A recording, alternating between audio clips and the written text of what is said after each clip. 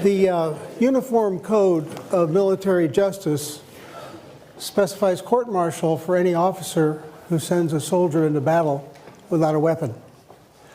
There ought to be a similar protection for students, because students shouldn't go out into life without an ability to communicate. And that's because your success in life will be determined largely by your ability to speak, your ability to write, and the quality of your ideas in that order. I know that I can be successful in this because the quality of communication, your speaking, your writing, is largely determined by this formula. It's a matter of how much knowledge you have, how much you practice with that knowledge, and your inherent talent. And notice that the T is very small. What really matters is what you know. This point came to me suddenly a few decades ago when I was skiing at Sun Valley. I had heard that it was Celebrity Weekend, and one of the celebrities was Mary Lou Retton, famous Olympic gymnast, perfect tens in the vault. And I heard that she was a novice at skiing, so when the opportune moment arrived, I looked over on the novice slope and saw this young woman who, when she became unbalanced, went like that. And I said, that's got to be her. That must be the gymnast. But then it occurred to me, I'm a much better skier than she is, and she's an Olympic athlete, not only an ordinary Olympic athlete, an outstanding one.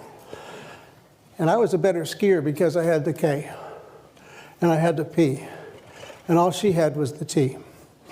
So you can get a lot better than people who may have inherent talents if you have the right amount of knowledge. So that's what my objective is today, and here's my promise. Today you will see some examples of what you can put in your armamentarium of speaking techniques. And it will be the case that some one of those examples, some heuristic, some technique, maybe only one, will be the one that gets you the job. And so this is a very nonlinear process. You never know when it's going to happen.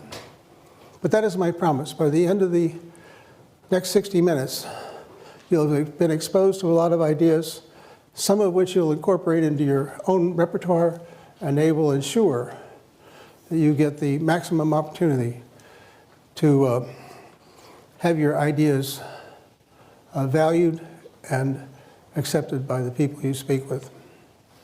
Now, in order to do that, we have to have a rule of engagement, and that is no laptops, no cell phones. So if you could close those, I'll start up as soon as you're done. Some people ask why that is a rule of engagement. And the answer is, we humans only have one language processor. And if your language processor is engaged, could you shut the laptop, please? If your language processor is engaged, browsing the web or reading your email, you're distracted. And worse yet, you distract all of the people around you. Studies have shown that. And worse yet, if I see an open laptop somewhere back there or up here, it drives me nuts. And I do a worse job. And so that ensures that all of your friends who are paying attention don't get the performance that they came to have. So that's it for preamble. Let's get started. First thing to talk about, of course, is how to start.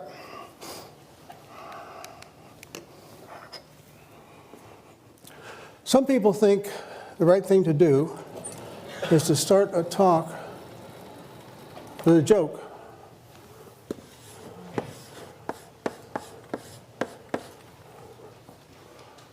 I don't recommend it. And the reason is that in the beginning of a talk, people are still putting their laptops away. They're becoming adjusted to your speaking parameters, to your vocal parameters. And they're not ready for a joke. So it doesn't work very well. They usually fall flat. What you want to do instead is start with an empowerment promise. You want to tell people what they're going to know at the end of the hour that they didn't know at the beginning of the hour. It's an empowerment promise. It's the reason for being here. What would be an example? Oh, I see. At the end of this 60 minutes, you will know things about speaking you don't know now, and something among those things you know will make a difference in your life. Yeah, that's an empowerment promise. So that's the best way to start.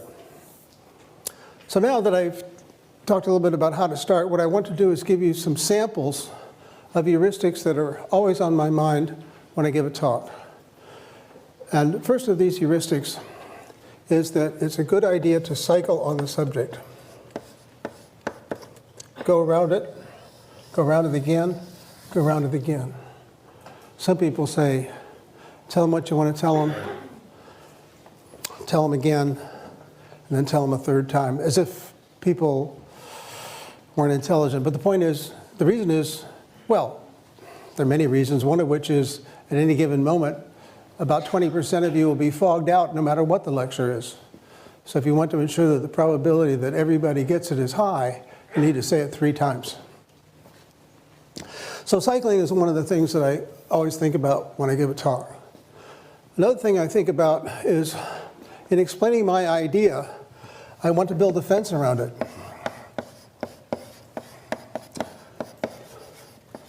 So that it's not confused with somebody else's idea. So if you were from Mars, and I was teaching you about what an arch is, I might say to you, well, that's an arch. And that's not to be confused with some other things that other people might think is an arch. This is not an arch. That's not an arch. I'm building a fence around my idea so that it can be distinguished from somebody else's idea. So in a more technical sense, I might say, well, my algorithm might seem similar to Jones's algorithm, except his is exponential and mine's linear. That's putting a fence around your idea so that people can not be confused about how it might relate to something else. The third thing on this list of samples is the idea of verbal punctuation.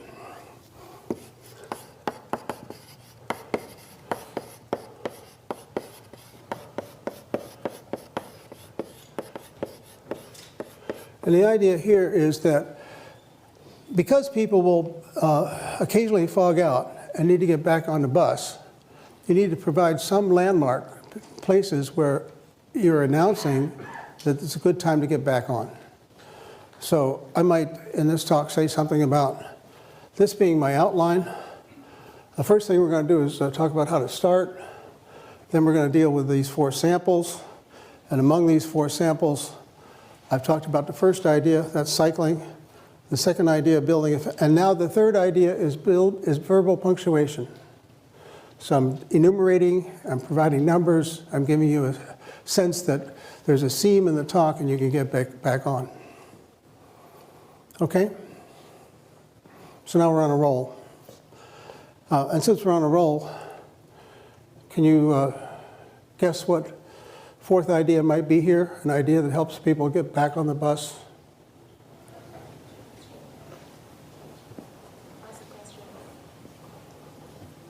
Yes. Ask a question. Ask a question, yes. Thank you. So ask a question.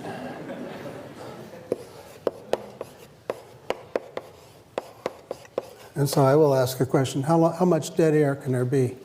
How long can I pause? I counted 7 seconds.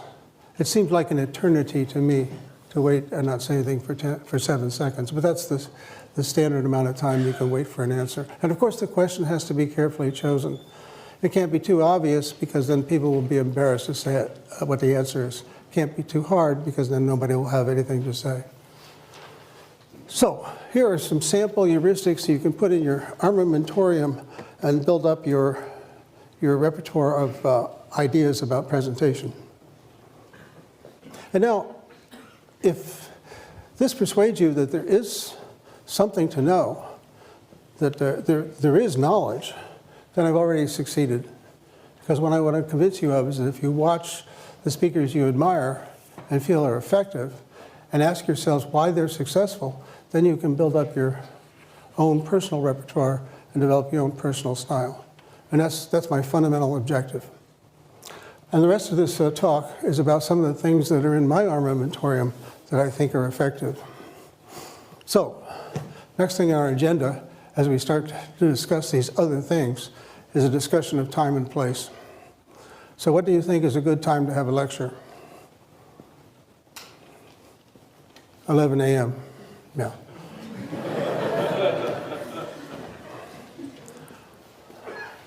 And the reason is, most people at MIT are awake by then, and hardly anyone has gone back to sleep. It's not right after a meal.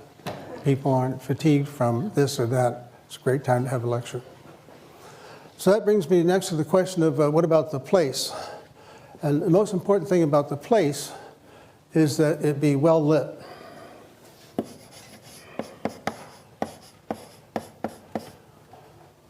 This room is well lit. The problem with the other kinds of rooms is that we humans, whenever the lights go down, or whenever the room is dimly lighted, it signals that we should go to sleep. So whenever I go somewhere to give a talk, even today, the first thing I do when I speak to the audiovisual people is say, keep the lights full up. Oh, they might reply, people will see the slides better if we turn the lights off. And then I reply, it's extremely hard to see slides through closed eyelids. What else can you say about the place? Well, the place should be cased. And I mean that in the colloquial sense of, like if you're robbing a bank, you would go to the bank, some occasions before to see what it's like, so there are no surprises when you do your robbery. So whenever I go somewhere to speak, the first thing I ask my host to do is to take me to the place where I'll be speaking, so that if there are any weirdnesses, I'll be able to deal with it. Sometimes it might require some intervention. Sometimes it just might require me to understand what the challenges are.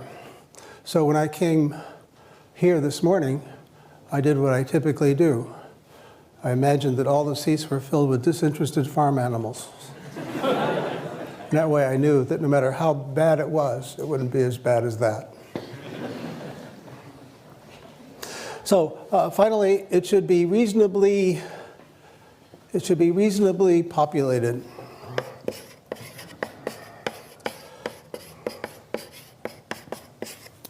It should be the case that, if there are 10 people in this hall, everyone would be wondering what's going on that's so much more interesting that nobody's here. So you want to get a right-sized place that's doesn't have to be packed, but it has to be more than half full. So those are some thoughts about time and place. The next thing I want to talk about is subject of boards and props and slides.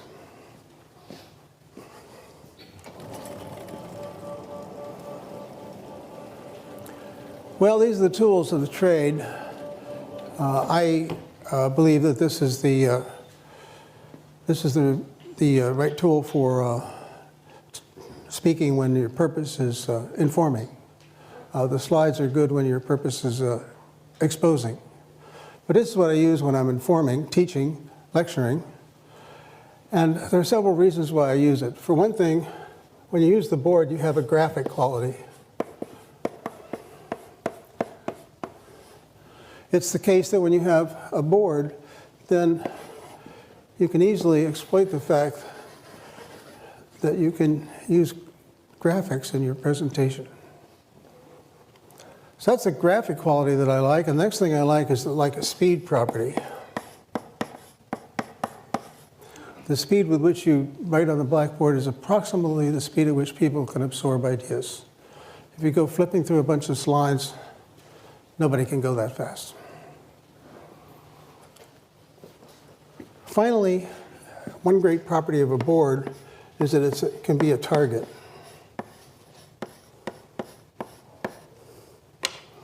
Many people who are novices at speaking find themselves suddenly aware of their hands.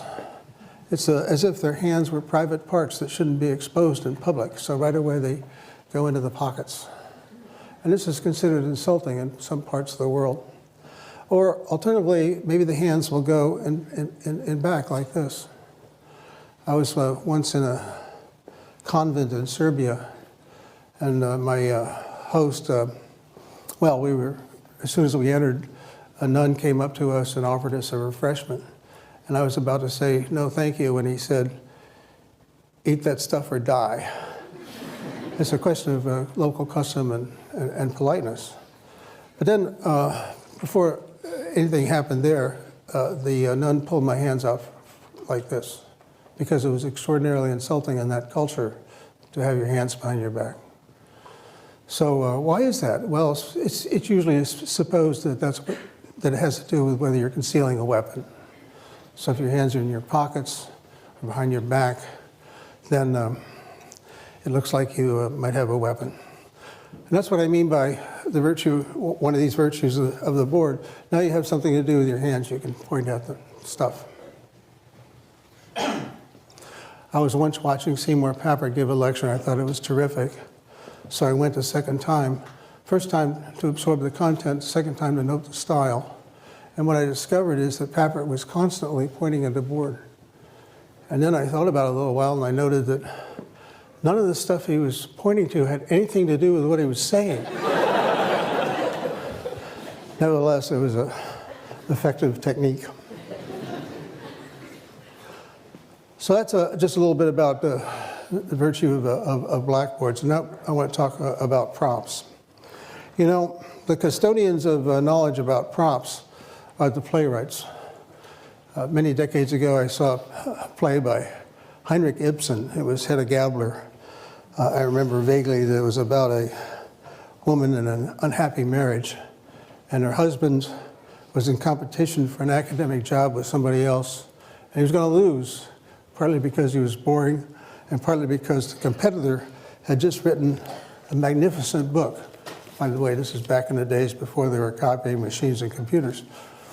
Anyhow, as the play opens, there's a pot-bellied stove.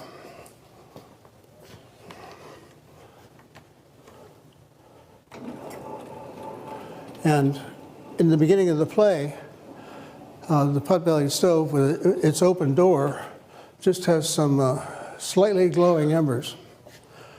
But the pot-bellied stove is always there, and its tension mounts in the play. And you see this manuscript, this prop that Ibsen so artfully used, you just know that something's going to happen, because as the play goes on, the fire gets bigger and hotter and finally all-consuming, and you just know that that manuscript is going to go into that fire. It's a memorable thing. It's what I remember about the play. So the playwrights have got this all figured out. But on the other hand, they're not the only people who can use props. Here's an example of the use of a prop, also due to Seymour Papert. He was talking about how it's important to look at the problem in the right way. And here's an example that not only teaches that, but makes it possible for you to embarrass your friends in mechanical engineering. So here's what you do. You take this bicycle wheel, you start it spinning, and then you put some torque on the axle. Or equivalently, you blow on the edge. And the issue is, does it go that way? Or does it go that way?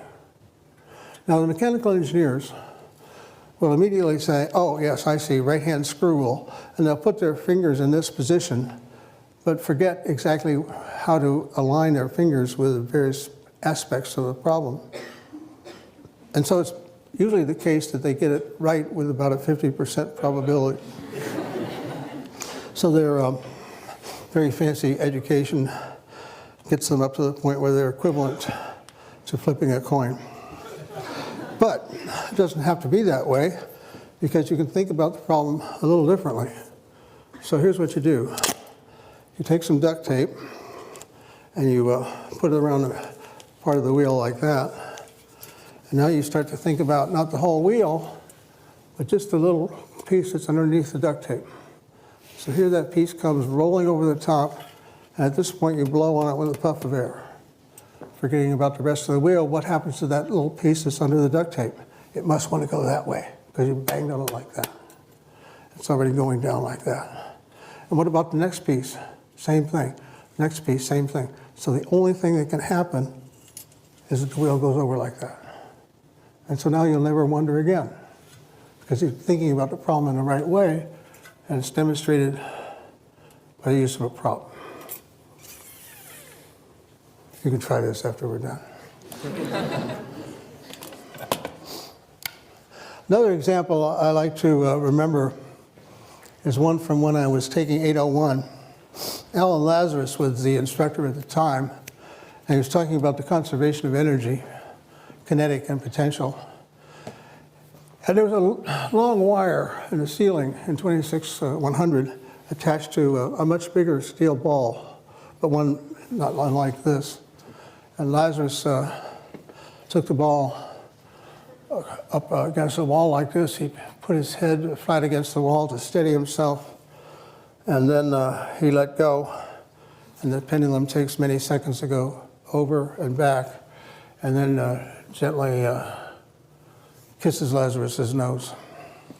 And so you have many seconds to think, this guy really believes in the conservation of energy.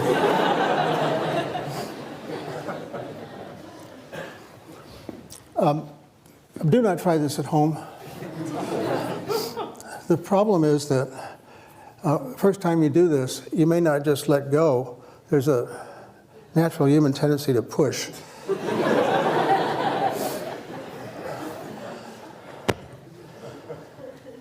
So that's a little bit on the subject of props.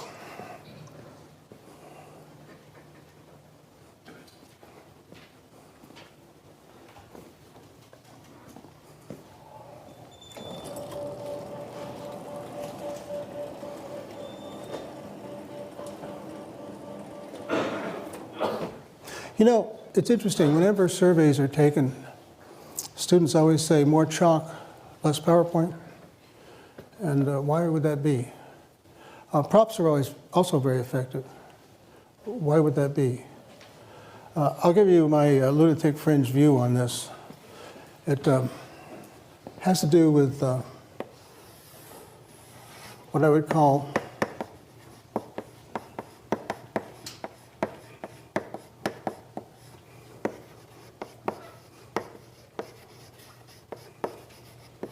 empathetic mirroring.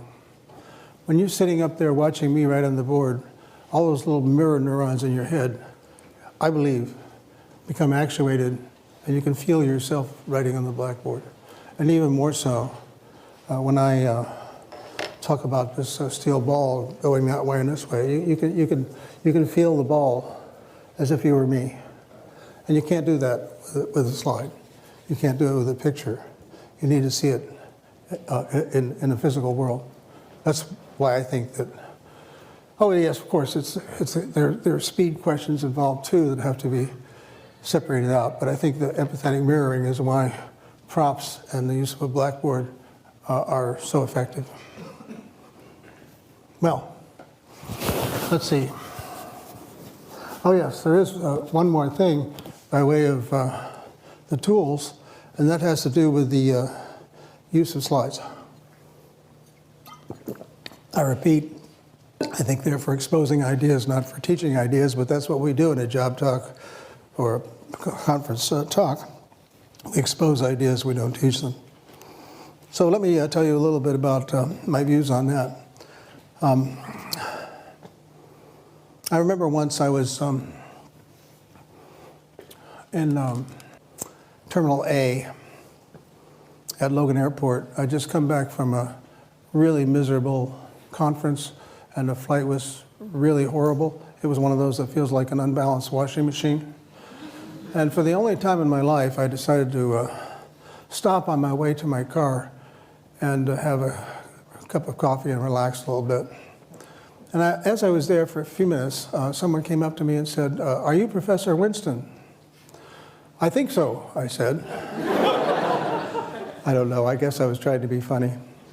In any event, he said, "I'm on my way to Europe to give a job talk. Would you mind critiquing my slides?" "Not at all," I said. "You have too many and they have too many words." How did you know? He said, thinking perhaps I'd seen a talk of his before. I hadn't. My reply was, because it's always true. There are always too many slides, always too many words. So let me show you some extreme examples of how not to use slides. Well, for this demonstration, I need to be way over here. When I get over here, then I can start to say things like, one of the things you shouldn't do is read your transparencies. People in your audience know how to read, and reading will just annoy them.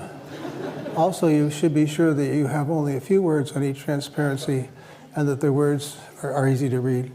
And I hope it's driving you crazy because I'm committing all kinds of crimes. The first of which is that there are too many words on the slide. Second of which is I'm way over there and the slide's way over there. So you get into this tennis match feeling of shifting back and forth between the slide and the speaker. You want the slides to be condiments to what you're saying, not the main event or the opposite way around. So how can we fix this? Step number one is to get rid of the background junk. That's always distraction. Step number two is to get rid of the words. When I've reduced the words to these, then everything I read a previous time, I'm not licensed to say because it's not on the slide. I'm not reading my slides anymore, but I'm saying what was written on the slides in a previous example. So what else can we do to simplify this? Well, we can get rid of the logos. We don't need them. Simplification. What else can we do? Get rid of the title. Now I want to talk to you about some rules for slide preparation. I'm telling you the title. It doesn't have to be up there. By reducing the number of words on the slide, I'm allowing you to pay more attention to me and less to what's written on the slide. I mentioned it before, we have only one language processor, and we can either use it to read stuff or to listen to the speaker. And so if we have too many words on the slide, it forces people in the audience to read this stuff and not listen. A student of mine did an experiment a few years ago. He taught some students some web-based programming ideas. Half the information was on slides. He said the other half. And then for a control group, he reversed it. And the question was, what did the subjects, that is to say, freshmen in his fraternity, what did the subjects remember best? What he said or what they read on the slide?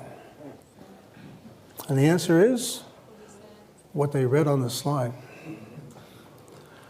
When their slides have a lot of material on it, they don't pay attention to the speaker. In fact, in the after-action report, one of the subjects said, "I wish you hadn't talked so much. It was distracting." Well, that last item is eliminate clutter.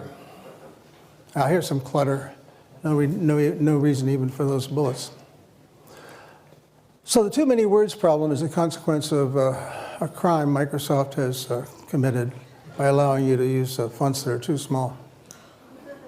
So you should all have a sample slide like this that you can use to determine what the minimum font size is that's easily legible.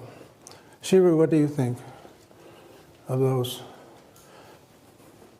Which size is right? What's that? Did you ask them which size is right? Yeah.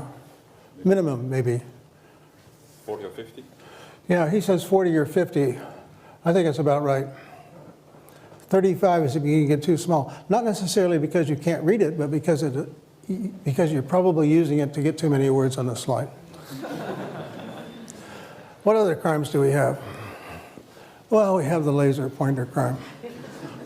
And for that, I really want. You know, in the old days, when we didn't have laser pointers, we used wooden ones, and people would go waving these things around, and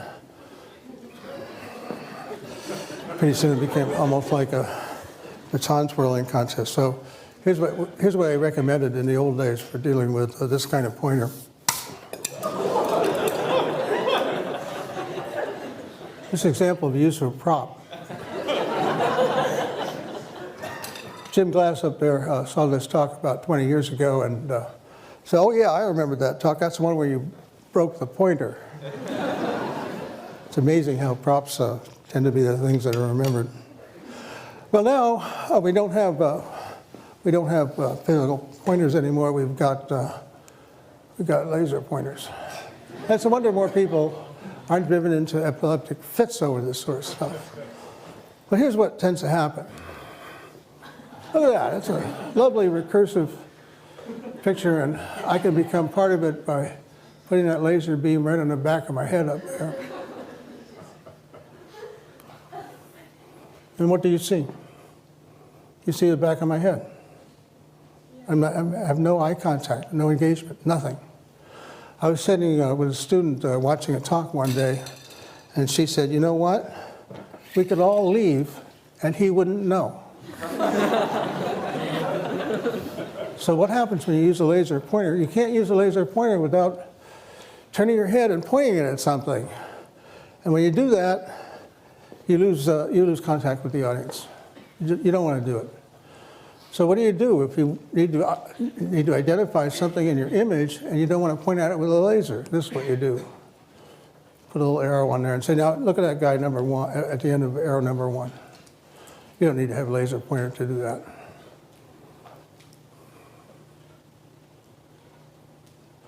The too heavy crime. When people ask me to review a presentation, I ask them to print it out and lay it out on a table. When they do that, it's easy to see whether the talk is too heavy, too much text, not enough air, not enough white space, not enough imagery. This is a good example of such a talk. Way too heavy. The presenter has taken advantage of small font sizes to get as much on the slide as he wanted. Lots of other crimes here, but the fact that it's too heavy is what I wanted to illustrate. So here, by contrast, is another talk, one I gave a few years ago. It wasn't a deeply technical talk, but I show it to you because there's air in it. It's mostly pictures of things. There are 3 or 4 slides that have text on them, but when I come to those, I give the audience time to read them. And they're there because they might have some historical significance. The first slide with a lot of text on it is an extraction from the 1957, from the proposal for the 1957 AI conference at Dartmouth. Extraordinarily interesting event, and that historical extraction from the proposal helps drive that point home. What else have we got here? Oh yeah, your vocabulary word for the day. This is napax legomenon. What that means is, this is the kind of slide you can get away with exactly once in your presentation. This is a slide that got some currency some years ago because it shows the complexity of governing in Afghanistan by showing how impossibly complex it is. It's something you and the audience can't understand, and that's the point. But you can't have many of these. You can have one per work, one per presentation, one per paper, one per book. That's what napax legomenon is, and this is an example of it. Well, I've shown you some crimes, and so you might be asking, do these crimes actually occur? So they do.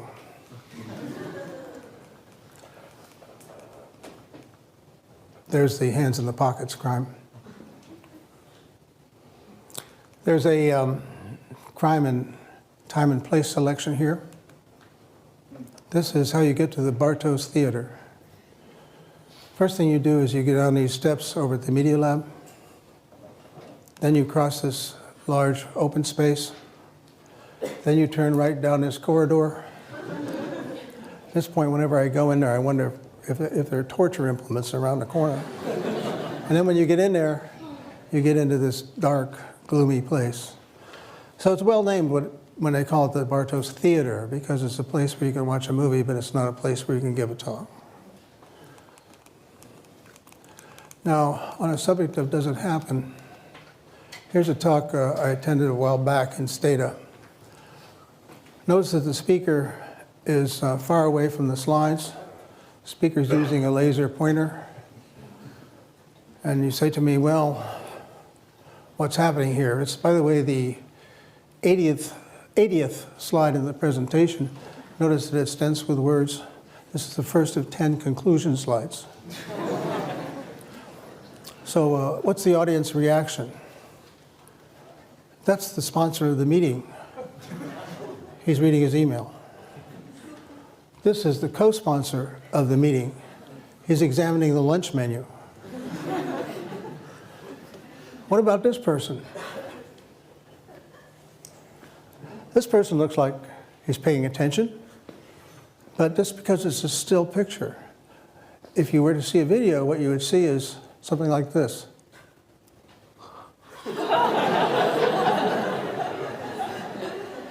So yeah, it does happen. Well, now that's a quick review of tools. Now I want to talk about some special cases. We could talk a little bit about informing, or to say it another way, doing what I'm doing now. But I'll just say a few words about that. In that kind of presentation, you want to start with a promise, like I did for this hour that we're going through now. But then it comes to the question of how do you inspire people? I've given this talk for a long time, and a few years ago, our department chairman said, would you please give this talk to a new faculty and be sure to emphasize what it takes to inspire students. And strangely, I hadn't thought about that question before, so I started a survey. I talked to some of my incoming freshman advisees, and I talked to senior faculty and everything in between about how they've been inspired. What I found from the incoming freshmen is that they were inspired by some high school teacher who told them they could do it. What I found in the senior faculty, they were inspired by someone who helped them to see a problem in a new way. And what I saw from everyone is that they were inspired when someone exhibited passion about what they were doing. Exhibited passion about what they were doing. Yeah, so that's one way to be inspiring. It's easy for me because, you know, I do artificial intelligence. How can you not be interested in artificial intelligence, right? I mean, if you're not interested in artificial intelligence, you're probably not interested in interesting things. So when I'm lecturing in my AI class, it's natural for me to talk about what I think is cool and how exciting some new idea is. So that's the kind of expression of passion that makes a difference while informing with respect to this question of inspiring.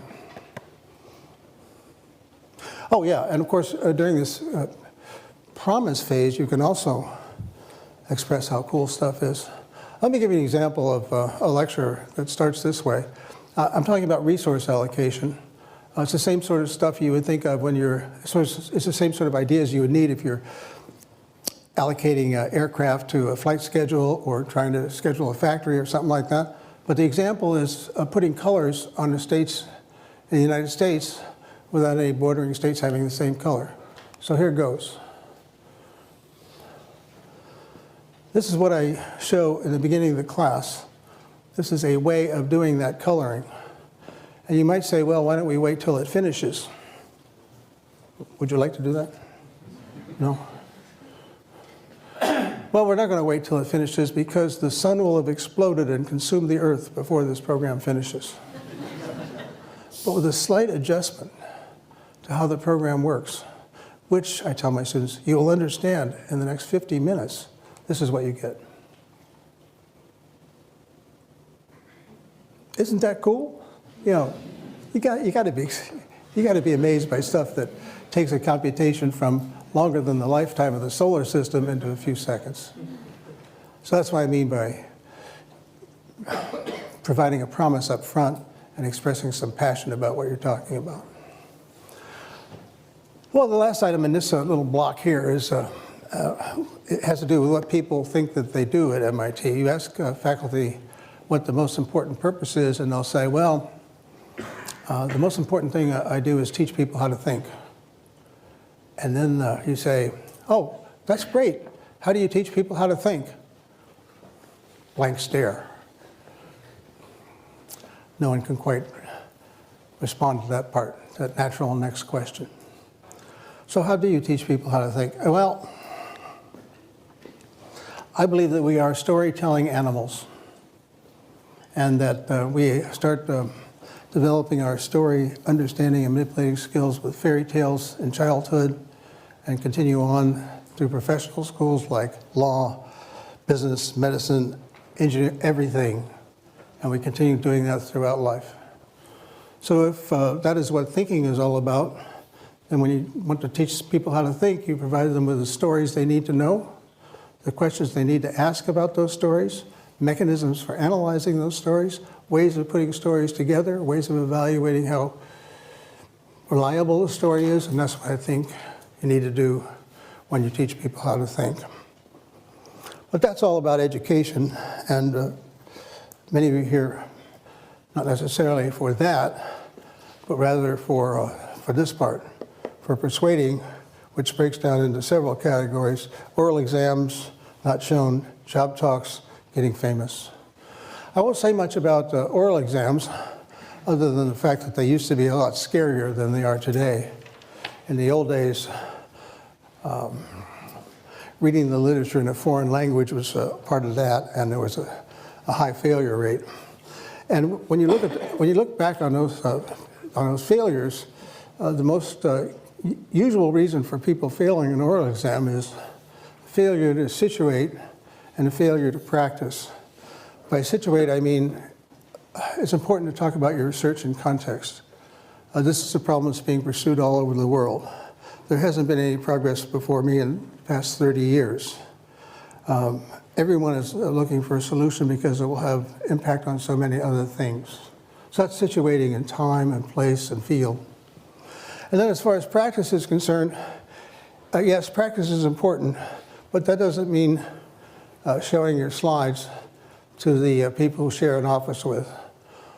The problem with that is that if people know what you're doing, they will hallucinate that there's material in your presentation that isn't there. It isn't there. A variation on the theme, by the way, is your faculty supervisor is not a very good person to help you debug a talk, because they, in fact, know what you're doing, and they will, in fact, hallucinate there's material in your presentation that isn't there. So you need to get together some friends who don't know what you're doing and have them, well, you start the practice session by saying, if you can't make me cry, I won't value you as a friend anymore. And then when you get to the faculty on a oral exam, it will be easy. You see, difficulty, the amount of flack you'll get from somebody is proportional to age. The older somebody is, the more they understand where they are in the world. But the young people are trying to show the old people how smart they are, so they'll be vicious. So whenever you have an opportunity to have an examining committee that's full of people with gray hair, that's what you want. Well, that's just a word or two about something I haven't listed here. Let's get into the subject of job talks. So I was sitting in a bar many years ago in San Diego. I was a member of the Navy Science Board, and I was sitting with a couple of my colleagues on the board. Dolores Eder from the University of Colorado. She made me so jealous I could spit because she'd written 21 books and I'd only written 17. And then the other one was Bill Weldon from the University of Texas. He was a electromagnetism guy, and he knew how to use rail guns to drive steel rods through tank armor. These were interesting people. So I said, what do you look for in a faculty candidate? And within 1 microsecond, Dolores said, they have to show us they've got some kind of vision. Quickly followed by Bill, who said, they have to show us that they've done something.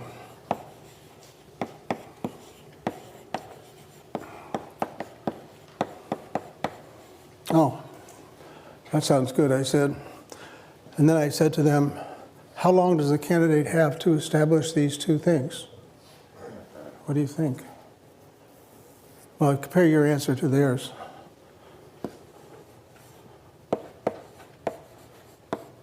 Five minutes. So if you haven't expressed your vision, if you haven't told people that you've done something, in 5 minutes you've already lost. So you have to be able to do that. And let me just mention a couple of things in that connection. Here, which is, the vision is in part a problem that somebody cares about and something new in your approach.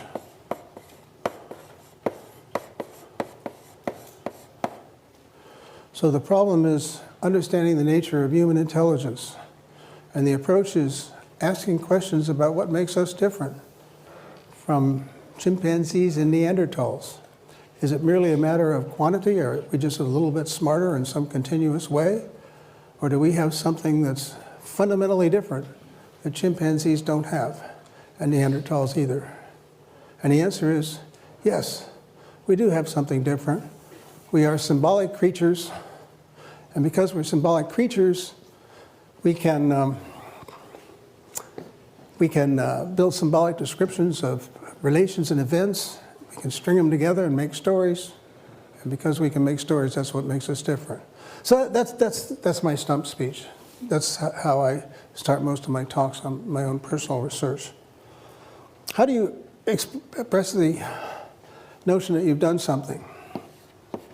By listing the steps that need to be taken in order to achieve the solution to that problem.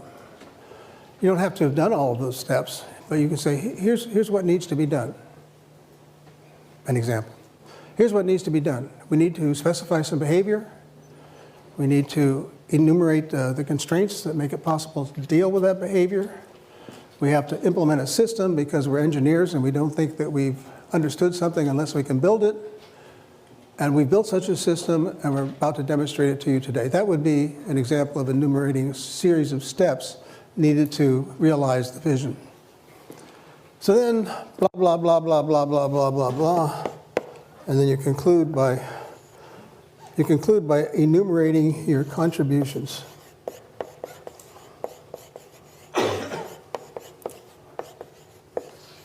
It's kind of mirror of these steps and helps to establish that you've done something. So that's a kind of general purpose framework for doing a technical talk. Now, only a few more things left to do today. Getting famous is the next item on our agenda, because once you've got the job, you need to think a little bit about how you're going to be recognized for what you do. So,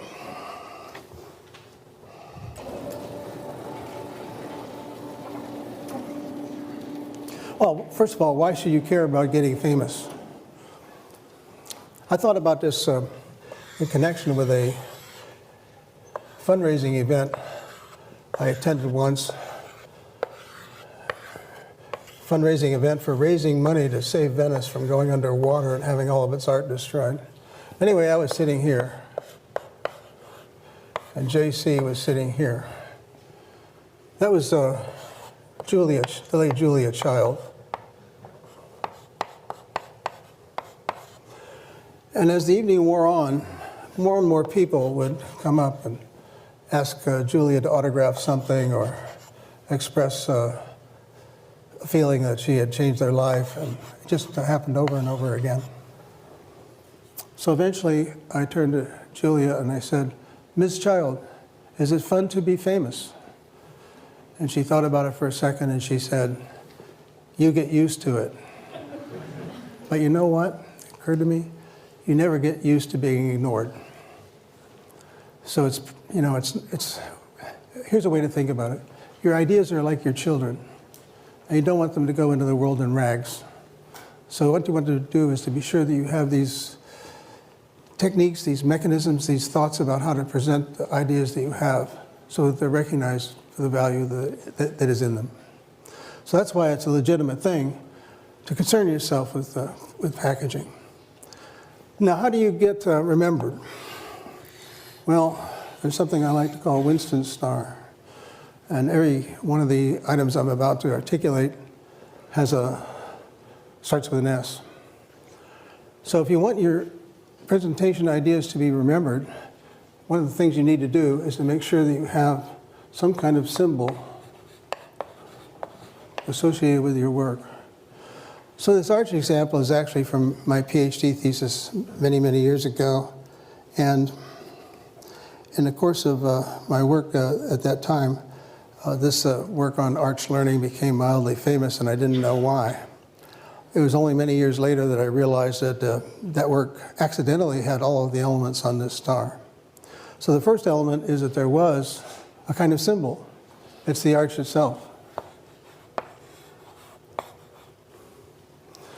Next thing you need is some kind of slogan, a kind of phrase that provides a handle on the work. And in this case, the phrase was one-shot learning. And it was one shot because the program I wrote learned something definite from every example that was presented to us. So in going from a model based on this configuration to something that isn't an arch based on that configuration, the program learned that it has to be on top. One-shot learning. So that's a symbol, slogan, and now we need a surprise. Yeah, the surprise is you don't need a million examples of something to learn. You can do it with one example if you're smart enough to make use of that example appropriately.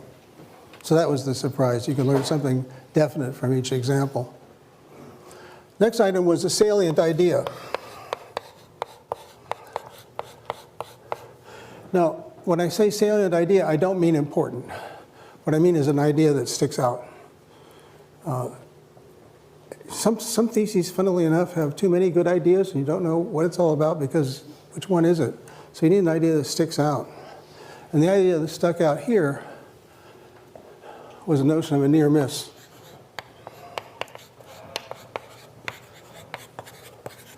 You see, this is not an arch, but it doesn't miss by much. So it's a near miss. And finally, you need to tell the story of how you did it, how it works, why it's important.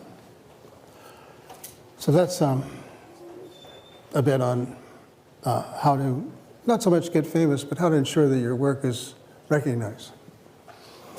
Well, we're almost finished because now we're down to this last item, which is how to stop. And when we come to that, there's a question of, all right, well, what is the final slide? And what are the final words?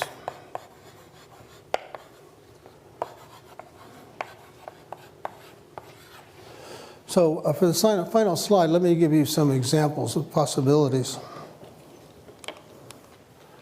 How about this one? Well, you might see that slide and think to yourself, there are 1,000 faculty at MIT.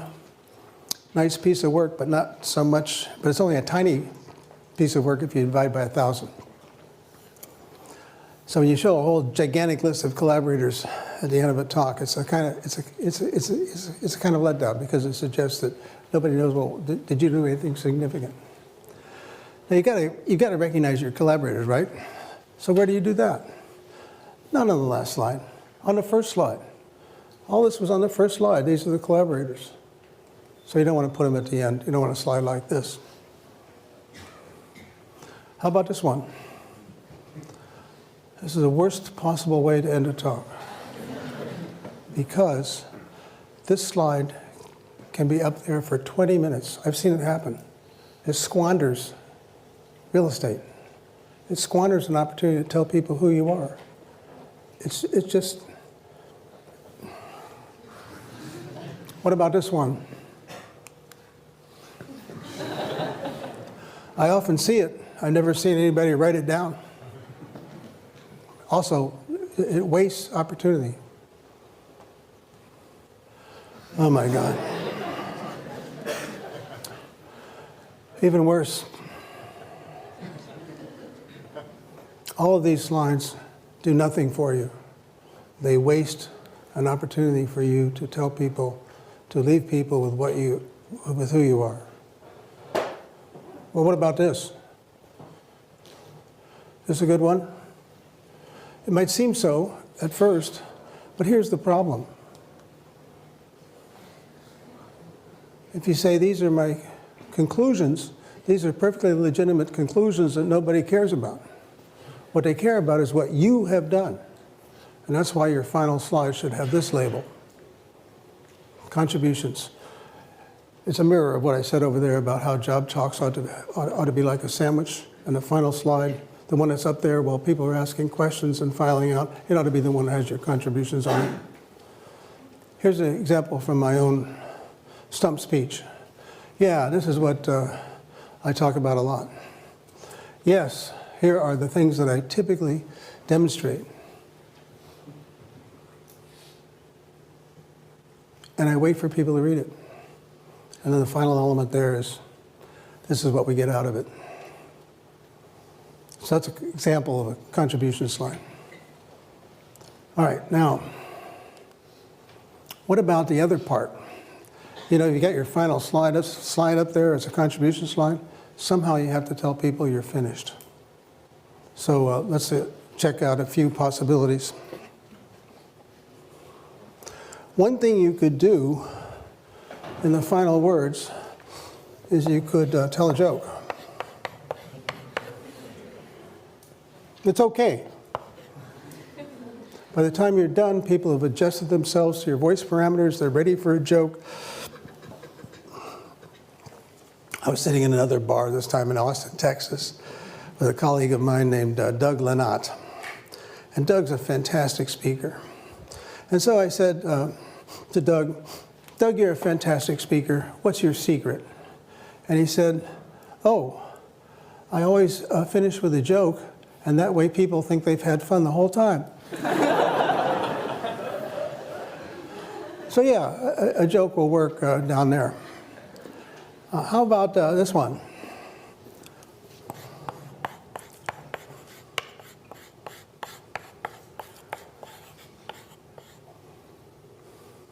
Thank you. I don't recommend it. It's a weak move. You will not go to hell if you conclude your talk by saying thank you, but it's a weak move, and here's why. When you say thank you, even worse, thank you for listening, it suggests that everybody has stayed that long out of politeness and that they had a profound desire to be somewhere else, but they're so polite they stuck it out, and that's what you're thanking them for. So once wild applause has started, you can mouth a thank you, and there's nothing wrong with that. But the last thing you do should not be saying thank you.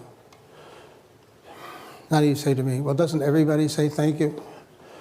Well, what everybody does is not necessarily the right thing.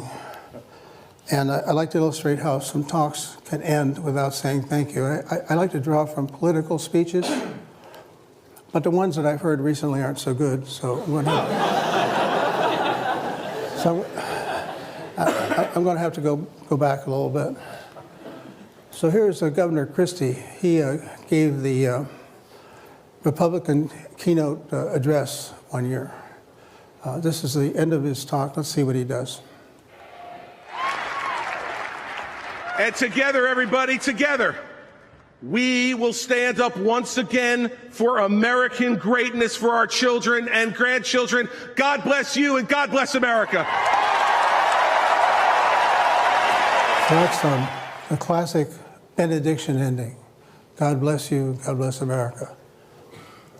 Now, I don't want to be partisan about this, so I think I better switch to the keynote address in the Democratic Convention. I was delivered that year by Bill Clinton, who knows something about how to speak. If that is what you want, if that is what you believe, you must vote and you must re-elect President Barack Obama. God bless you and God bless America.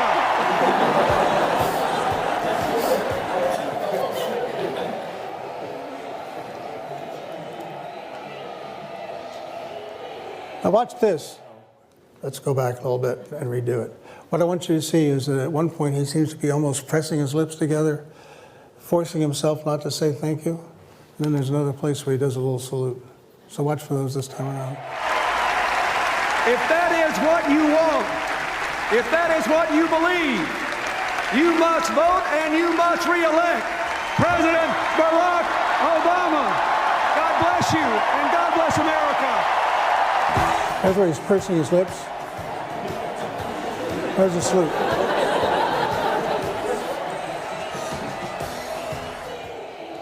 Yeah, I think that's pretty good. Now, what are we going to take away from this? Well, I suppose I could conclude this talk by saying, God bless you and God bless the Massachusetts Institute of Technology, but it might not work so well. But what you can get out of this is you don't have to say thank you. There are other things you can do. And you know, it's interesting that over time people figure this out and there's some stock ways of ending things. So in the Catholic Church, in the good old Latin Mass, it landed with ite missa est, which translates approximately to, okay, the Mass is over, you can go home now. And of course, at musical concerts, you know that it's time to clap, not at the end of the song, but rather when the conductor goes over and shakes hands with the concertmaster. Those are conventions that tell you that the event is over. So those are all possibilities for here. But one more possibility, and that is that you can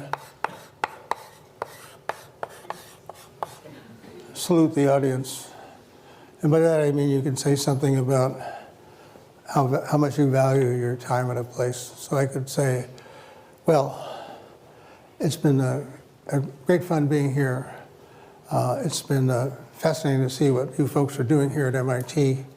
I've been much stimulated and provoked by the kinds of questions you've been asked. It's been really great, and I look forward to coming back on many occasions in the future. So that salutes the audience. You can do that. Well, there it is. You know what? I'm glad you're here.